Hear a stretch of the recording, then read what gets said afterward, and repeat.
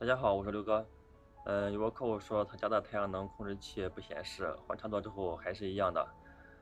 估计是控制器坏掉了，让我们过去维修一下。我说这个问题很简单，你自己就可以换。他说不懂，让我们过去。这一台太阳能，通电，但是不显示。我刚才测里边是有电的，我们打开里边看一下。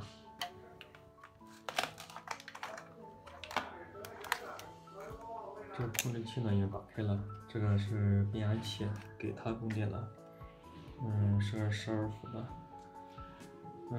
这个红黄的是接传感器的，这边两根是电磁阀，它这边两根线是220的输入，这个呢是变压器12伏输出给这个主板供电的，我们量一下有没有进电，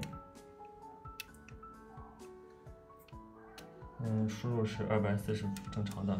我们看一下它的变压器，它输入的话是个 AC 220伏50赫兹的，然后输出呢也是个 AC 12伏，说明输出呢也是个调度电12伏的，我们量一下，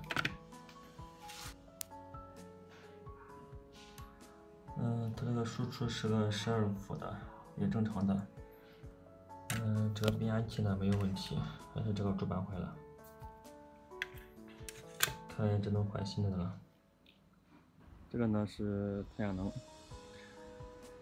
外壳呢比较旧了。这个传感器呢上次别人刚换的，这边烂掉了。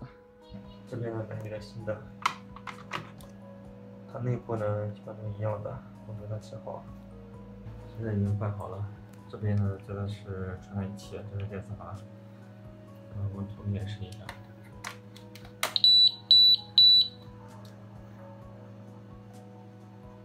现在80多度，先把水关掉。这个电源，我们看一下哪个上水。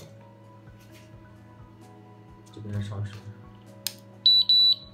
现在已经好了。它现在水温比较高，里边没有水。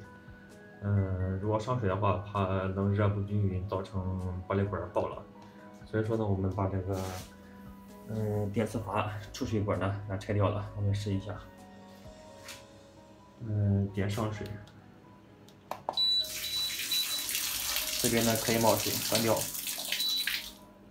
打开，关掉，上水正常的，现在已经好了。好了，变压器损坏的话，我们可以换变压器，但是它是板子坏了，我也修不了，所以说只能给他买一个新的了。